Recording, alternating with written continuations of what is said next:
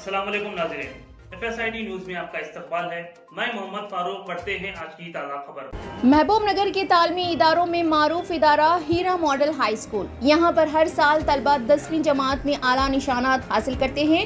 कम fees में आला तर्ज तालीम दी जाती है। तजुर्बेकार टीचर्स व स्टाफ मौजूद है। यहाँ पर तालीम हासिल किए हुए तलबा कई आला ओहदों पर फायज है। आज ही अपने बच्चों को हीरा मॉडल हाई स्कूल में एडमिशन दिलवा कर उनके मुस्तकबिल को ताबनाक बनाएं।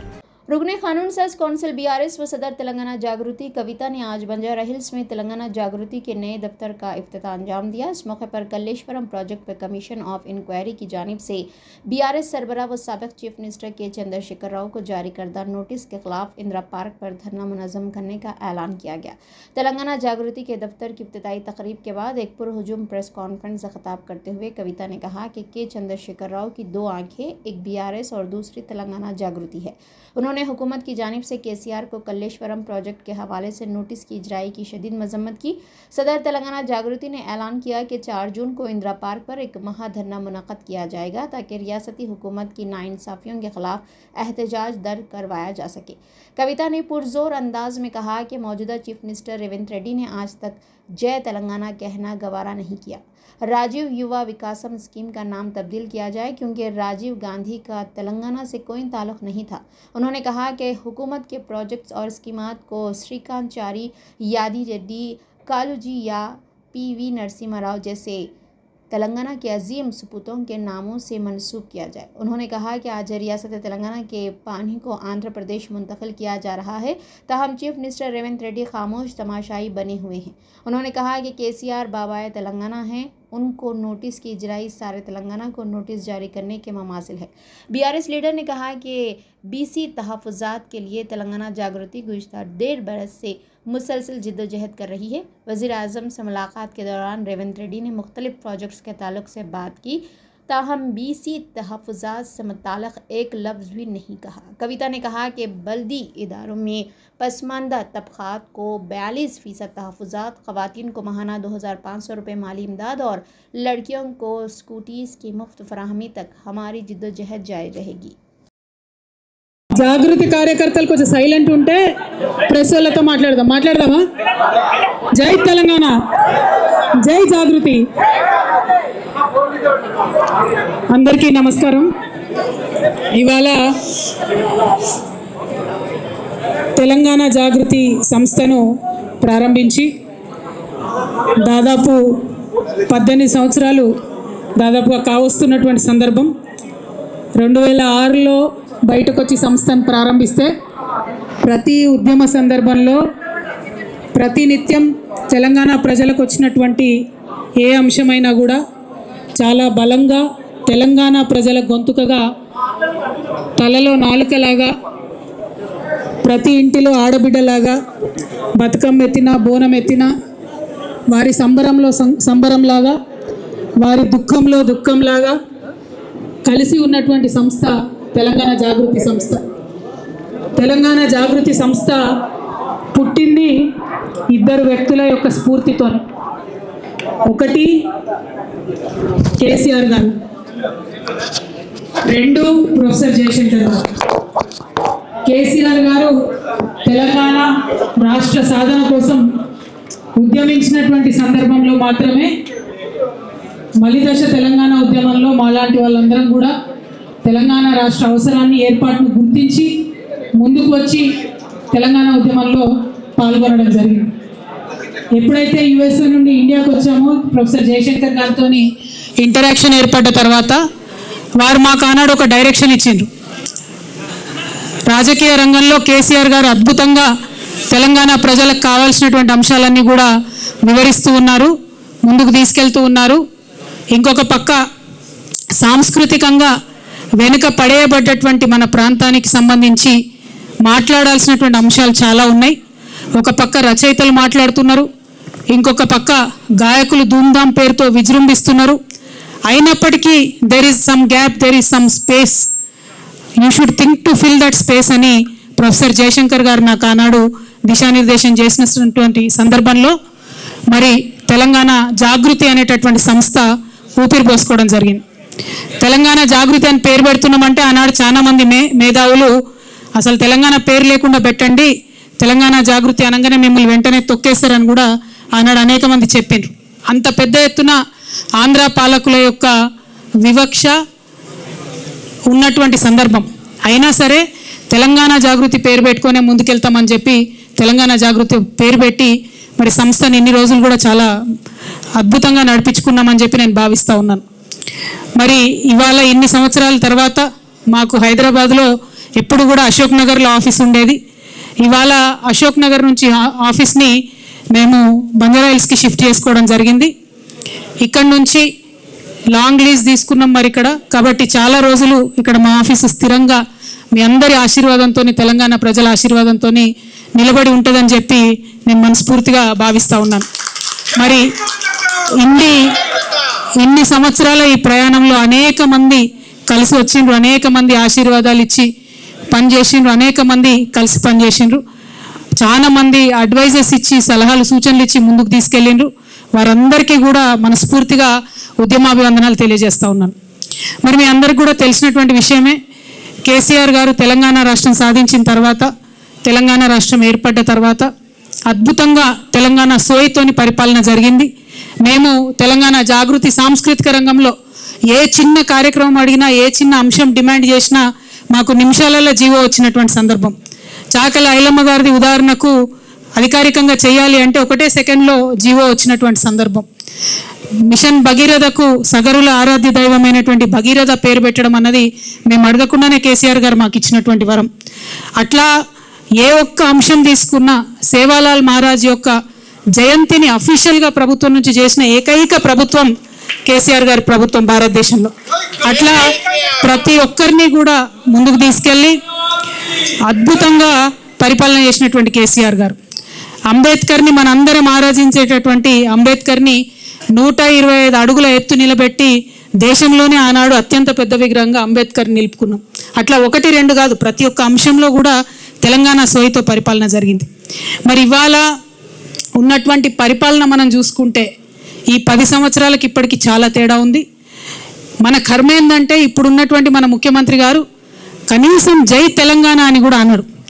ఇవాళ మా తెలంగాణ జాగృతి ప్రారంభించుకున్న ఇక్కడ కొత్త ఆఫీస్ని, స్టేట్ ఆఫీస్ని ప్రారంభించుకున్న సందర్భంగా ఎల్లుండే రాష్ట్ర అవతరణ దినోత్సవం వస్తుంది. నేను రాష్ట్ర ముఖ్యమంత్రి గారిని డిమాండ్ చేస్తూ ఉన్నాను, సీఎం గారు కనీసం ఇప్పటికన్నా మీరు జై తెలంగాణ నినాదం అనండి. ఎల్లుండి రాష్ట్ర అవతరణ దినోత్సవం నాడు కనీసం అమరవీరులకు నివాళులు అర్పించండి అని చెప్పి నేను ముఖ్యమంత్రి గారిని డిమాండ్ చేస్తూ ఉన్నాను. నిజానికి జై తెలంగాణ అనని వాడికి, తెలంగాణ అమరవీరులను తలుచుకున్నటువంటి వారికి, నివాళులు అర్పించని వారికి ఆ కుర్చీలో కూర్చునే అర్హత కూడా లేదు. కానీ తెలంగాణ గ్రహచారం బాగాలేక మరి రేవంత్ రెడ్డి గారు మనకు ముఖ్యమంత్రి అయినరు. ఏదైతే ఉద్యమకారుల మీద గన్ను తీసుకొని పోయిండో అటువంటి వ్యక్తి అలా ముఖ్యమంత్రి అయినరు. కాబట్టి ఇవాళ మేము డిమాండ్ చేస్తూ ఉన్నాం, ఖచ్చితంగా రాష్ట్ర అవతరణ దినోత్సవం నాడన్నా వారు జై తెలంగాణ అనాలని చెప్పి, అమరవీరులకు నివాళులు అర్పించాలని చెప్పి మేము డిమాండ్ చేస్తూ ఉన్నాం. అదేవిధంగా జూన్ 2వ తారీఖు నాడు మరి కాంగ్రెస్ ప్రభుత్వం ప్రకటించింది, రాజీవ్ యువ వికాసం అనే పేరుతోని పథకం తీసుకొస్తామని పేపర్లలో నేను చదివిన. రాజీవ్ గాంధీకి మాకేం సంబంధం అండి? తెలంగాణ రాష్ట్రానికి రాజీవ్ గాంధీ గారికి ఏం సంబంధం? నేను ముఖ్యమంత్రి గారిని డిమాండ్ చేస్తూ ఉన్నా, తెలంగాణ యువకుల కోసం చేపట్టేటటువంటి పథకానికి మీరు ఖచ్చితంగా తెలంగాణ వాదుల పేరు పెట్టాలి. తెలంగాణ రాష్ట్రం ఏర్పడడం కోసం ప్రాణత్యాగం చేసినటువంటి శ్రీకాంతాచారి పేరు పెట్టండి, యాదిరెడ్డి పేరు పెట్టండి, లేకపోతే మహానుభావుడు కాళోజీ పేరు పెట్టండి, కొండా లక్ష్మణ్ బాపూజీ గారి పేరు పెట్టండి, దొడ్డి కొమరయ్య పేరు పెట్టండి, లేదంటే పివి నరసింహారావు గారు మీ కాంగ్రెస్ పార్టీ నుంచే దేశ ప్రధానిగా ఉన్నటువంటి పివి గారి పేరన్నా పెట్టి ఆ కార్యక్రమాన్ని ప్రారంభించాలని మేము డిమాండ్ చేస్తూ ఉన్నాం. తెలంగాణ యువ వికాసం అనే పేరుతోని కార్యక్రమం ఉండాలి కానీ రాజీవ్ యువ వికాసం అనే పేరుతోని కార్యక్రమం ఉండకూడదని, అది కూడా మీరు అవతరణ దినోత్సవం నాడు ప్రారంభిస్తున్నారు కాబట్టి మేము ఈ డిమాండ్ చేస్తూ ఉన్నాం. అదేవిధంగా తెలంగాణ రాష్ట్ర ఏర్పాటులో ఏమాత్రం భాగస్వామ్యం లేనటువంటి అనేక అంశాలను ముఖ్యమంత్రి గారు ప్రతిపాదిస్తున్నారు కానీ తెలంగాణ రాష్ట్రం యొక్క నీళ్లు తరలించుకొని పోతూ ఉంటే మాట్లాడలేనటువంటి పరిస్థితి ముఖ్యమంత్రిది ఉన్నది. ఎందుకోసం అంటే అక్కడ చంద్రబాబు నాయుడు గారు నదుల అనుసంధానం పేరుతోని బనకచెర్ల రిజర్వాయర్ కడతా ఉన్నాం, మేము పెద్ద బ్యారేజ్ కట్టుకుంటాం, 200 టీఎంసీ నీళ్లు తీసుకుపోతామంటే కూడా ముఖ్యమంత్రి గారు ఏమీ కూడా అనలేనటువంటి పరిస్థితి ఉన్నది. ఎందుకోసం ఇంత వీక్నెస్ ఉన్నది మీకు? ఎందుకు ఇంత అసక్తత ఉన్నది? ఎందుకు తెలంగాణ ప్రజల కోసం మీరు పనిచేస్తలేరు? పక్క రాష్ట్రం ప్రయోజనాల కోసం మీరు ఎందుకు పనిచేస్తూ ఉన్నారు?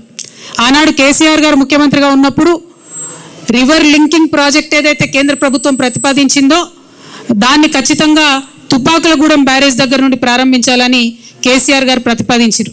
కానీ ఆనాడు కేంద్రం ఒప్పుకోలే. మేము ఇచ్చంపల్లి దగ్గర పెడతాం రివర్ లింకేజ్ అని చెప్పడం జరిగింది.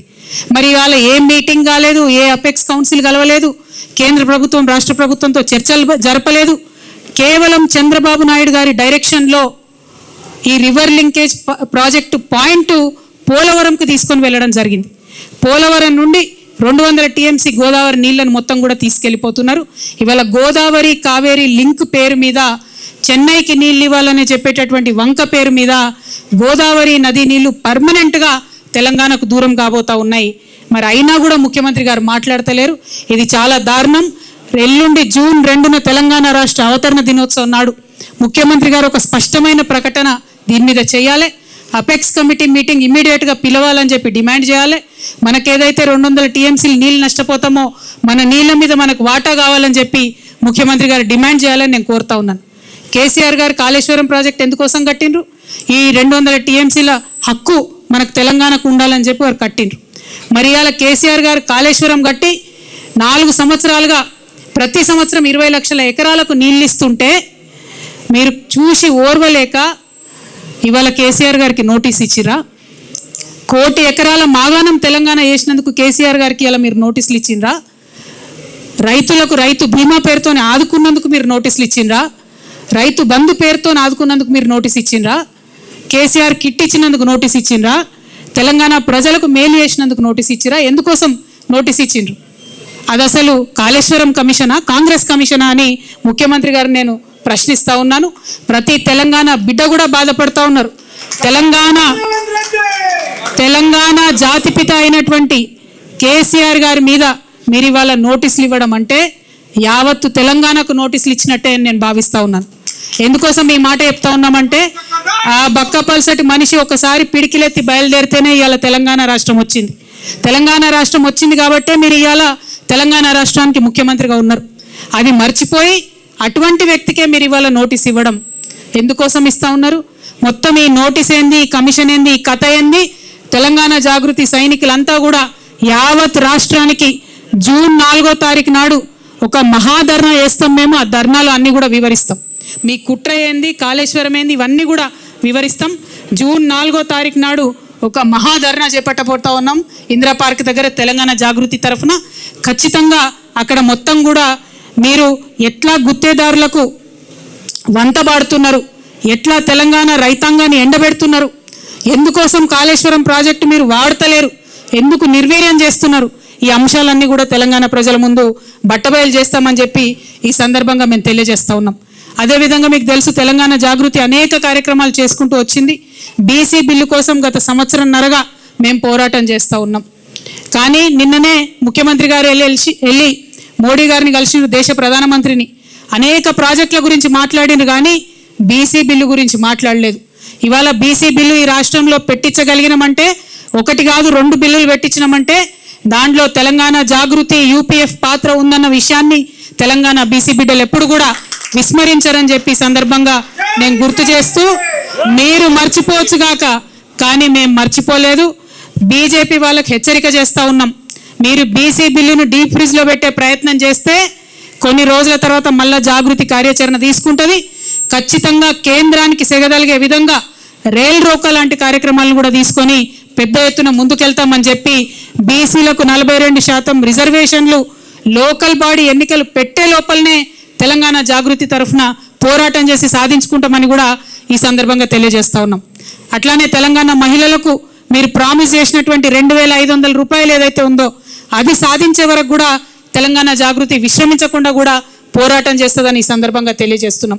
తెలంగాణ స్టూడెంట్స్కి, ఆడపిల్లలకి ముఖ్యంగా మీరు ఇస్తామన్న స్కూటీలు ఇవ్వకుండా చేస్తున్నటువంటి మోసాన్ని కూడా ఖచ్చితంగా ప్రతి కాలేజ్కు, ప్రతి విద్యార్థి దగ్గరికి తెలంగాణ జాగృతి విద్యార్థి విభాగం నుంచి వెళ్ళి పోరాటం చేసి సాధించుకుంటామని కూడా ఈ సందర్భంగా తెలియజేస్తా ఉన్నాం. తెలంగాణ జాగృతి నుండి మైనారిటీ హక్కుల కోసం కూడా పెద్ద ఎత్తున ఉద్యమం చేస్తాం. ఎన్నడూ లేని విధంగా తెలంగాణ జాగృతిలో మైనారిటీ ముస్లిం విభాగాన్ని, మైనారిటీ క్రిస్టియన్ విభాగాన్ని, మైనారిటీ సిక్ విభాగాన్ని కూడా ప్రారంభించి మైనారిటీ సమస్యలపైన పెద్ద ఎత్తున పోరాటం చేస్తామని కూడా ఈ సందర్భంగా తెలియజేస్తూ ఉన్నాం. అట్లానే మన బంజారాల కోసం, ఆదివాసీల కోసం ఎస్టీ విభాగాన్ని ఏర్పాటు చేసుకుంటున్నాం. మేము గత 13 ఏళ్ల కింద తెలంగాణ జాగృతి నుంచి ఉద్యమించి పోరాటం చేస్తేనే ఇవాళ అసెంబ్లీలో అంబేద్కర్ బొమ్మ అక్కడ నిలబడి ఉన్నది. తెలంగాణ జాగృతికి దళిత బిడ్డలకు చాలా అవినాభావ సంబంధం ఉన్నది. అందుకే సపరేట్గా ఒక ఎస్సీ విభాగాన్ని కూడా ఏర్పాటు చేసి దళితులకు ఉండేటటువంటి సమస్యల మీద పోరాటం చేస్తామని ఈ సందర్భంగా నిర్ణయం తీసుకుంటా ఉన్నాం. అదేవిధంగా మరి అనేకమైన అంశాలు మేము పనిచేస్తూ వచ్చినాం, ఇక ముందు కూడా పనిచేస్తాం. మేము పనిచేస్తుంటే ఓర్వలేనటువంటి కొంతమంది మరి చాలా మాటలు మాట్లాడుతూ ఉన్నారు. వారందరి ఆశల్ని అడియాశలు చేస్తూ నేను ఇవాళ ఒక ప్రకటన చేస్తూ ఉన్నాను. కేసీఆర్ గారికి 2 కళ్ళలాగా ఒక కన్ను బీఆర్ఎస్ అయితే ఇంకో కన్ను జాగృతి అయి నిలబడుతుందని చెప్పి ఈ సందర్భంగా మేము తెలియజేస్తూ ఉన్నాం. కేసీఆర్ గారి మీద ఈగ వాలితే కూడా ఊరుకోము. రేవంత్ రెడ్డి గారు ఆనాడే మీరు గన్ను పట్టుకొని ఉద్యమకారుల మీదకి పోతే మిమ్మల్ని చుక్కలు చూపించినాం. భయపడి తెలంగాణలో తిరగలేక మీరు గన్ను పట్టుకొని ఆనాడు తిరిగిండ్రు. ఇదే బీజేపీ నాయకులు తెలంగాణ రాష్ట్ర సాధనలో వెనుక ఉంటే ఆనాడు ఎండల లక్ష్మీనారాయణ లాంటి వాళ్ళు ఒకరో ఇద్దరో ముందుకొచ్చి రాజీనామా చేస్తే ఇదే తెలంగాణ జాగృతి గల్లీ గల్లీ తిరిగి నిజామాబాద్లో తెలంగాణ వాదాన్ని నిలబెట్టుకున్న విషయాన్ని కూడా గుర్తు చేస్తున్నాం.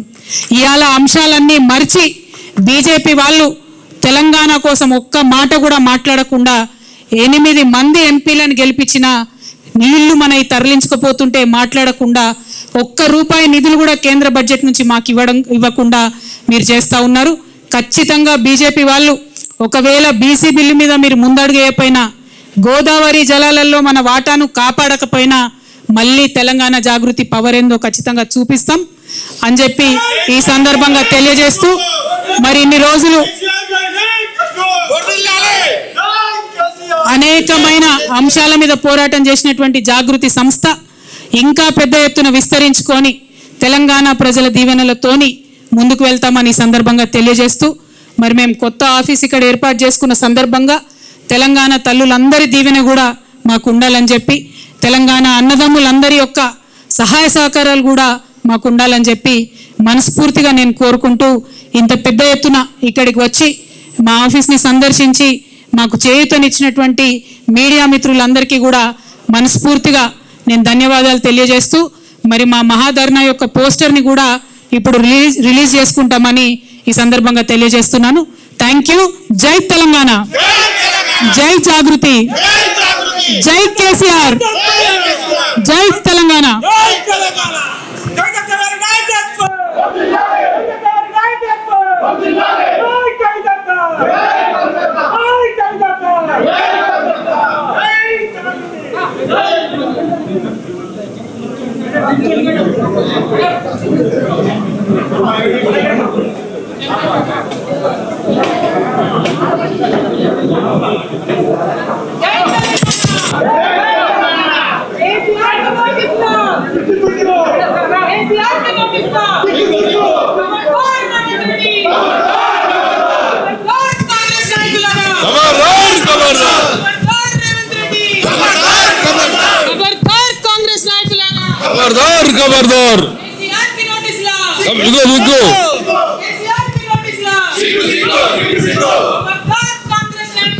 खबरदार खबरदार जय जय तेलंगाना, जय जय केसीआर, जय जय जागृति.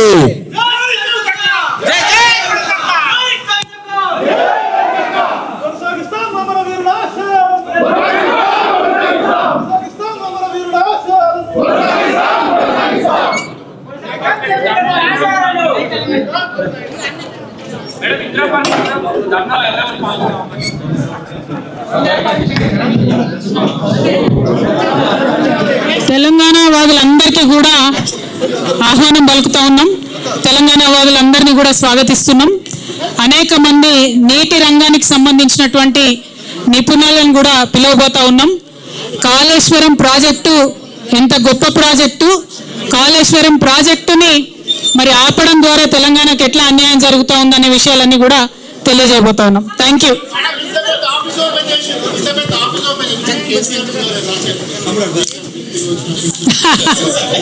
జై తెలంగాణ.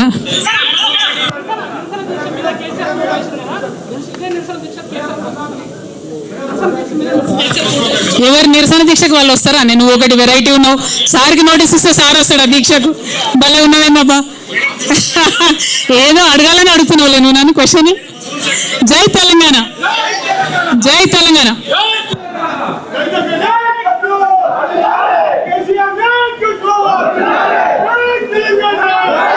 आप हमारा ये वीडियो YouTube पर देख रहे हैं तो सब्सक्राइब करना ना भूलें और बेल आइकन दबाएं।